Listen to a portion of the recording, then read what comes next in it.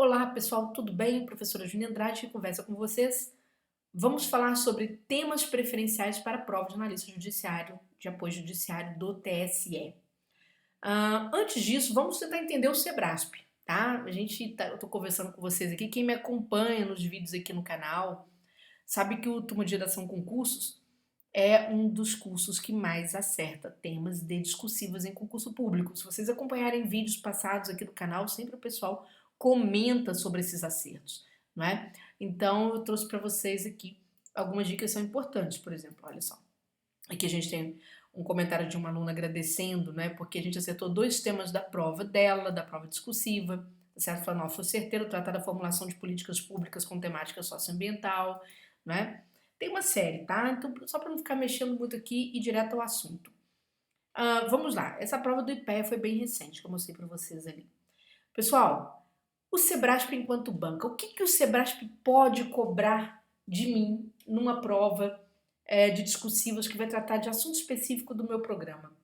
Aqui, analista judiciário, apoio judiciário. Gente, pode cair qualquer direito, tá? Vamos primeiro pensar essa realidade.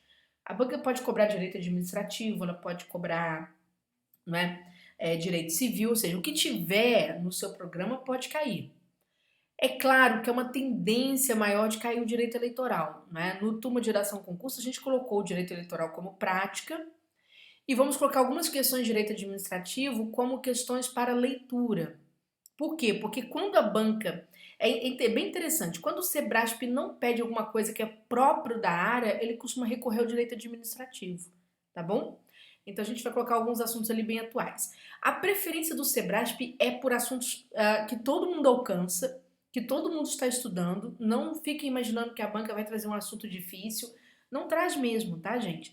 Por exemplo, houve uma prova, não é? Para analista, se eu não estou enganado, do STF, do STJ, não lembro, que a banca pediu ato administrativo, tá certo? Pedindo ali para falar do básico, tá certo? Os requisitos, né, que configuram um ato administrativo, pedindo para falar sobre atos nulos, anuláveis, né? Então por aí foi, ou seja, a banca pediu o basicão mesmo. E é sempre assim, o caminho é esse.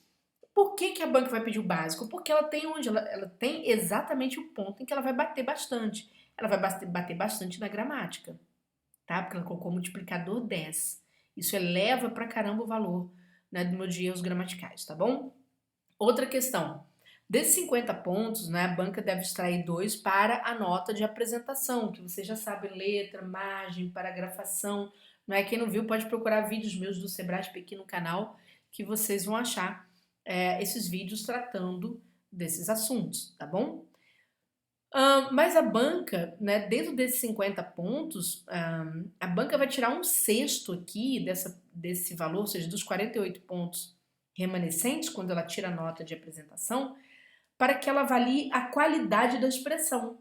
Sim, tá? Veja que a banca diz que a sua prova vai ser avaliada conforme o conteúdo, a capacidade de expressão, certo? A capacidade de expressão e a banca também vai avaliar, ela pede um texto que você entregue de forma coerente e coeso, ou seja, um texto que vai primar por essas estruturas. Então, não é só jogar conhecimento ali. Se você fica apenas jogando conhecimento repetindo a lei, não vai dar certo. Por quê? Porque se a gente pensar o Sebrasp hoje, ele vai pegar um tema técnico, naturalmente, vamos supor que ele pegue algo do direito eleitoral, e o que o Sebrasp vai fazer? Vai associar este tema do direito eleitoral com realidade brasileira, tá? Porque realidade brasileira está caindo em tudo que é prova de concurso. Tem caído sistematicamente em tudo que é prova de concurso. O pessoal vai fazer o concurso nacional unificado, está lá, a realidade brasileira tomou o lugar de língua portuguesa no concurso público. Na discursiva, na hora que a banca faz a propositura, isso aqui é uma questão nossa, né, uma das nossas questões que nós vamos trabalhar, a banca vai sim te cobrar, sim, aspecto técnico, tá certo? Ela vai fazer isso aqui, ó. Como se caracteriza a violência política contra a mulher, isso que está no programa, isso é um aspecto técnico. Mas, veja o item 2, que desafios precisam ser enfrentados para se garantir ampla participação política das mulheres. Ou seja, a banca vai fazer um misto com a realidade brasileira. E aí que tá? Então, eu vou falar sobre alguns assuntos que vocês têm que prestar atenção e como devem prestar atenção na hora de estudar, porque vai ser importante para vocês no concurso. Pessoal, tema que trata de gênero, ou seja, tema que trata de minorias, é sempre pedido em prova discursiva. É uma preferência do Sebrasp, por quê? Por conta do caráter republicano, tá? O Sebrasp vai muito por esse lado, pelo caráter republicano. Principalmente, o Sebrasp apoia a sua visão da escolha de temas no artigo 3º da Constituição, que trata dos objetivos fundamentais da República. Aí a gente consegue ter um bom mapa, ter um bom norte para saber como que a banca vai trabalhar. Então, por exemplo, um tema, né, tratando sobre a questão das mulheres, principalmente sobre a violência política. Então você tem a questão da violência política, enquanto gênero, né, em termos de assunto, e tem a violência política, não é, de gênero, ou seja, a violência política contra as mulheres. E você tem que entender como que isso está configurado, né? As formas de ocorrência dessa violência, porque a banca gosta de exemplo, então você precisa pensar as suas formas de ocorrência, as suas práticas mais comuns. Não é porque não é só teorizar a violência política contra as mulheres é isso. Não, você tem que trazer também, pensar na realidade, porque a banca exige uma resposta coerente. Ou seja, sua teoria tem que ter uma relação com a prática, tá? A relação com a observância do dia a dia, tá bom?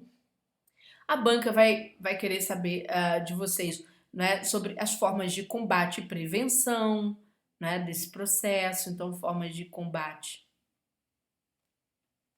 e prevenção, o papel do Estado, o papel da sociedade em relação a coibir essa política de gênero, tá? Outro aspecto também envolvendo a questão das mulheres, gente, é a questão das cotas, né? Da questão das cotas eleitorais de gênero.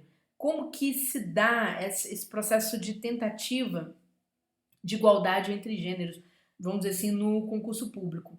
Então, quer dizer, essas cotas elas se dão de tal forma. Sim, mas na prática, o que, que a gente viu acontecer? A questão das fraudes, né? As fraudes.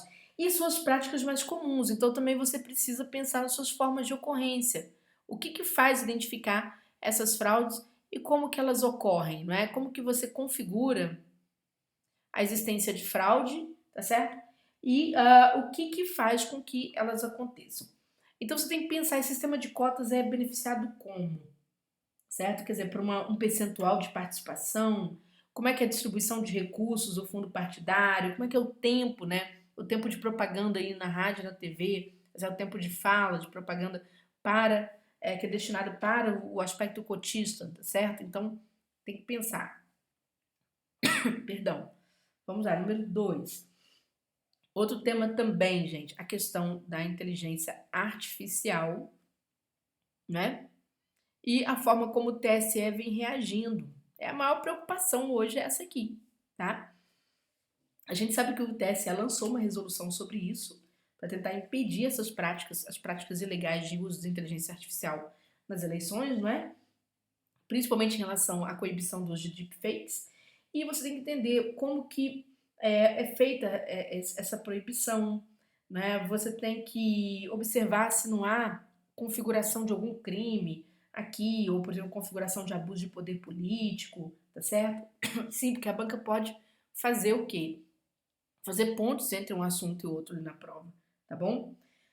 A banca pode, por exemplo, cobrar aqui uma responsabilização conjunta, no caso dos provedores, não é? Então você pode ter essa responsabilização, tem que entender como que isso se processa e tal. Um terceiro tema, não é? A gente até falou aqui sobre desvio, a gente falou sobre abuso de poder, não é? Mas você pode ter uma questão ligada a desvio de função, sim, e abuso, né, de poder político. Sim, porque a gente teve acontecimento. Nas eleições de 2022, por exemplo, a gente teve acontecimento, né? Aqui sem querer politizar o assunto, mas porque vocês têm que lidar com atualidades, então não tem jeito. Mas, por exemplo, o ex-presidente Bolsonaro, ele foi acusado de ter usado, por exemplo, as dependências, né, públicas, vamos dizer assim, do Planalto, a reunião com embaixadores, por exemplo, para descredibilizar as urnas. Então ali você tem uma configuração. E vários políticos também foram nessa toada de descredibilizar as urnas. Então você tem que entender esse processo, tá? Um tema 4, que eu chamo aqui, é a questão da propaganda eleitoral como um todo, o que pode e o que não pode, não é? E aí, associada à questão das fake news, naturalmente, tá? Não deixar de pensar essa questão, tá bom? A questão também do financiamento,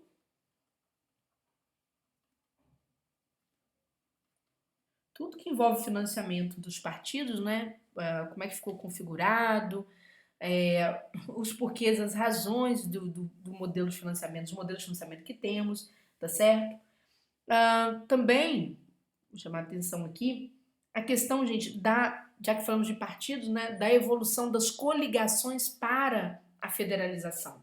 Como que a federalização vai tentar segurar um pouco do lado sombra do pluripartidarismo, né? A gente tem o pluripartidarismo, ele faz parte da nossa democracia, ele tem a sua relevância política muito importante, mas ele também tem um lado sombra para a governabilidade. Então, como que no processo eleitoral, né, para evitar aquela bagunça que por muitas vezes os candidatos fazem, né, no processo de mudar para uma legenda e outra, como que a federação costuma regrar isso um pouco mais. Então você tem que observar a questão da formação das federações, seus porquês e por que elas representam, né, um avanço nesse sistema de organização dos partidos, tá?